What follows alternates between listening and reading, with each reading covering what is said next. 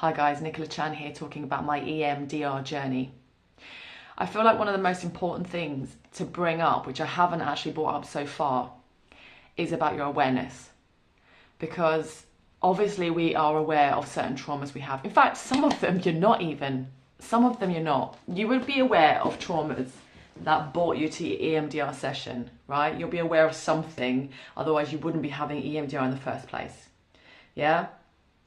But I know for myself, one of my traumas, it was in there somewhere, but I never spoke about it. I thought it didn't bother me. I just got on with my everyday life and it was as if it wasn't there. And it's only when I heard someone doing a speech about their trauma that was similar to mine that I was sinking in my chair and I thought, shit, that happened to me.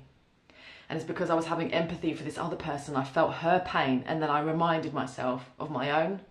So that was one level of awareness, right? Because with EMDR, you go through the first, the worst, and the most recent event, the traumatic stuff. But you look at the past, and then you look at how it's affecting you in the present. So how it's affecting you in the present, if, for example, you're in a relationship, and the relationship is really struggling, and I'm speaking about myself, right? I've been in a relationship that was really struggling.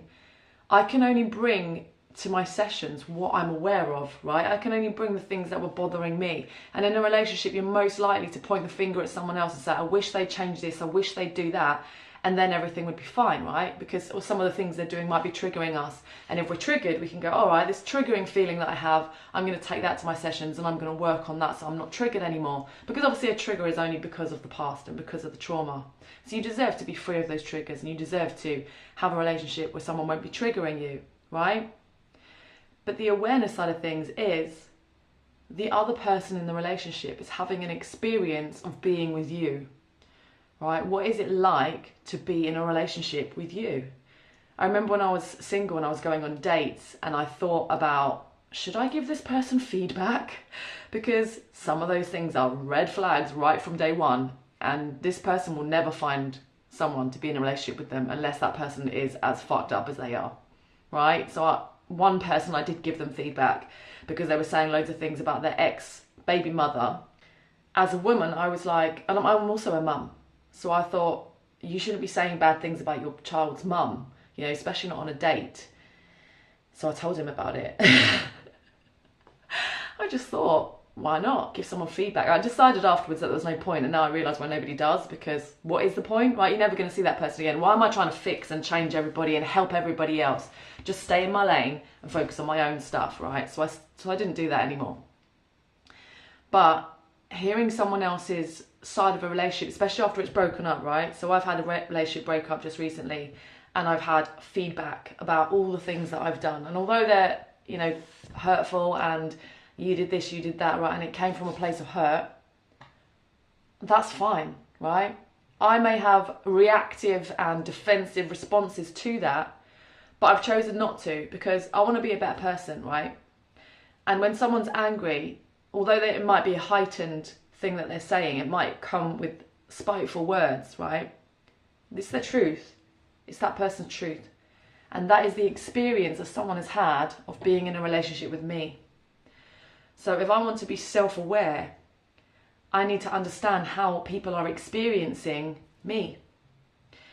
If I've got a friendship, and actually I also have a friendship who's left my life, right? And I know people leave for all sorts of reasons, and it really bothers me that when people ghost you because they don't give you an opportunity to learn and grow. I'm willing to be wrong. I'm willing to be like, okay, I'm so sorry that I hurt you. I've obviously hurt you so bad that you don't want to be in my life anymore. Whatever it was, I can be sorry for it and you can still walk away. I'd rather be sorry. I'd rather know what I did, you know? Or it could be a case of, oh, it's a misunderstanding and we can talk about it because you've got a version of the world and I have a version of the world. You know, we say in NLP that there's three sides to an argument. There's person A, their opinion, there's person B, their opinion, and there's the truth. All right, so all relationships have this dynamic, and obviously romantic relationships is heightened by a 100.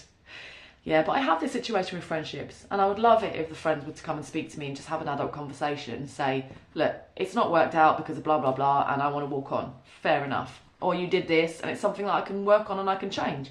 I'm willing to be wrong, and I'm willing to have awareness. I'm willing to self-reflect. I'm willing to look at my stuff. What is mine and what is yours?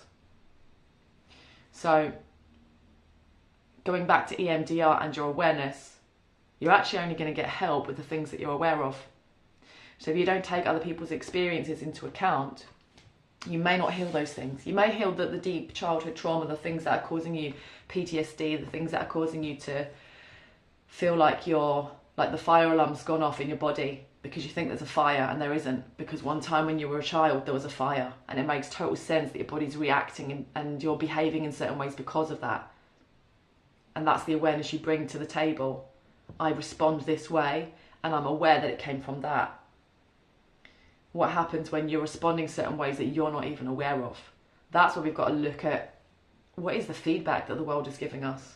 Sometimes we have things mirrored to us in our relationships. So you can look at, what is it I don't like about this relationship, and think, am I doing that too? Am I contributing to that? Do they say the same things about me that I say about them?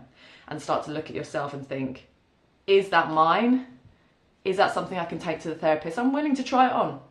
I'm willing to try it on. I'm willing to go there and be like, okay, if this is mine, that's not how I want to be perceived. And I can't hold on to what other people think of me, right? Like the friends that have walked away, that's absolutely fine. They can think what they like because they've chosen not to speak to me about it. I have to just let that go. There's nothing I could do about it. I've grieved the relationship because it's sad. Any relationship ending is sad. Friendship, siblings, romantic relationships, work relationships. It's sad when they come to an end, right? Grieve it, let it go. What's out of my control, I can't do anything about. But what's in my control is my awareness and my willingness to see my side. Intimacy with myself. Into me, see. So I just wanted to bring that to the limelight, that if you are watching these videos because you're interested in EMDR, that be aware, because you're only going to hear what you're aware of. The same as when I did my NLP coaching, I was ready to let go of what I was ready to let go of. And I'm going like this under the camera. And once all of that was healed and I thought, oh yeah, that's my life now, turn the page, completely blank book, I then realised there's more underneath.